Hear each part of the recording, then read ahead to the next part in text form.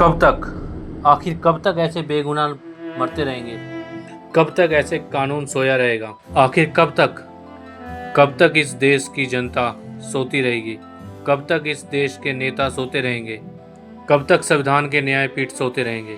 आखिर कब तक? पहले अतुल सुभाष, फिर पुनीत खुराना और ना जाने कितने राहुल, मोहित, सोहित। आखिर कब तक? क्या इस देश में मर्दों को इंसाफ मिलेगा कि नहीं? कब तक कानून अंधा बना रहेगा? कब तक? जब भी न्यूज़ चैनल खोलो, जब भी अखबार खोलो, यूट्यूब खोलो, इंस्टाग्राम, फेसबुक, हर जगह बस एक ही चीज़ कि आज इस औरत ने अपने पति को मार दिया, आज इस औरत ने अपने पति को मार दिया। आखिर कब तक ऐसे सहते रहेंगे मर्द लोग? क्या इनके लिए कोई कठोर सज़ा बनेगी? क्या कोई कठोर कानून बनेगा इनके लिए? या कब तक ये लोग अपने हाथों पर इस कानून की को पुट आखिर कब तक ये औरतें कानून को अपने हाथों पे इशारों पर नचाती रहेंगी? आखिर कब तक औरतें इस देश के कानून को कठपुतलियों की तरह यूज़ करती रहेंगी? आखिर कब तक? राजा रघुवंशी एक सीधा साधा लड़का जिसने प्यार में शादी तो कर ली, लेकिन उसे क्या पता था कि उसके प्यार के पीछे छुपा है धोखा और मौत। शादी के कुछ दिन तो सब कुछ ठीक चला, लेकिन फिर पत्नी की जिंदगी में आया उसका पुराना आशिक।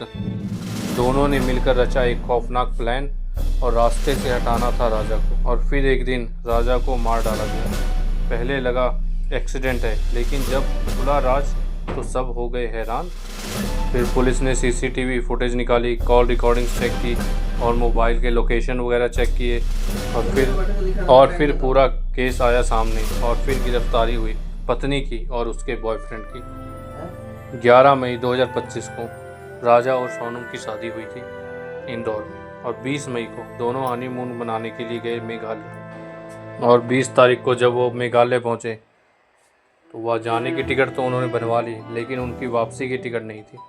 सोनम ने कोई बहाना बना लिया और वापसी की टिकट नहीं ली। लेकिन 22 मई और 23 मई को दोनों का कहना है कि वे शिलोंग में थे, लेकिन उसी जगह सोनम के प्रेमी राज कुशवाहा और जो 3 अन्य साथी जिन्होंने सोनम का साथ दिया, जिनको पुलिस द्वारा हिरासत में लिया गया है, उनका बयान आया है कि 23 मई को उन्होंने किसी तेज धार तलवार या कुल्हाड़ी जैसे तेज हथियार से राजा की हत्या कर दी और शव को एक पहाड़ी घाटी में फेंक दिया गया और उसके मोबाइल और कीमती सामान को भी गायब कर दिया गया। और जब 2 जून को राजा का शव गहरी खाई से बरामद हुआ तो पुलिस ने हत्या की आशंका जताई, ना कि लूटपाट की। और जब से 23 मई के बाद से ही सोनम गायब हो गई थी, लेकिन जब पुलिस ने अपनी तहकीकात शुरू की तो पुलिस ने सीसीटीवी और ट्रैकिंग को जो तथ्य सामने आए वो बिल्कुल चौंकाने वाले थे।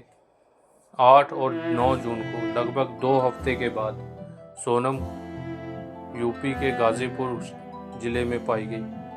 अपने आशिक के साथ वहां पे उसने आत्मसमर्पण किया और इसके साथ ही यूपी, मध्य प्रदेश और उत्तर प्रदेश की पुलिस टीमों ने मिलकर 5 आरोपियों को गिरफ्तार किया। सोनम, राज कुशवाहा और 3 हथियारबंद अन्य लोगों, जिनका नाम आकाश राजपूत, आनंद कुर्मी और विक्की बताया जा रहा है। और 10 जून को चारों आरोपियों को मेघालय ट्रांजिट रिमांड पर शिलोंग ले जाया गया।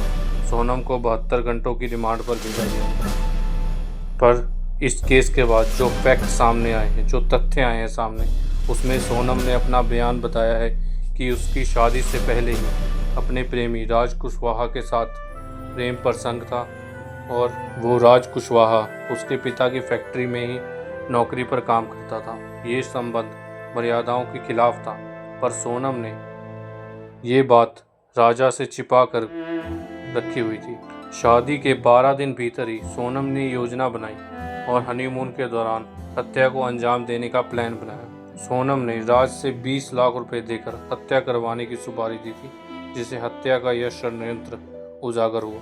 हत्या के बाद सोनम भागी और अतंत गाजीपुर में पुलिस की काफ़ी मुशक्कत के बाद उसने अपनी सारी सच्चाई बताई और सब जांच पड़ताल के बाद असली सच सामने आया कि सोनम और राज कुशवाहा शादी से पहले ही एक दूसरे से बहुत प्यार करते थे। और ये भी बात सामने आई कि राज कुशवाहा खुद घटनास्थल पर उस दिन वहाँ पर उपस्थित नहीं था, लेकिन फ़ोन कॉल्स, कॉल रिकॉर्डिंग्स और सीसीटीवी फुटेज के द्वारा उसके तथ्य शामिल हैं। कोर्ट ने तीनों आरोपियों सहित सोनम, राज कुशवाहा और जो उसके 3 अन्य साथी थे, उन सभी को मेघालय पुलिस की ट्रांजिट हिरासत में शिलांग पहुंचाया गया है और कोर्ट के अगले आदेश तक उन सब को ट्रायल रूम में रखा जाएगा अगली सुनवाई होने तक। पर सवाल तो अब भी वही है कि ऐसा क्यों किया सोनम ने।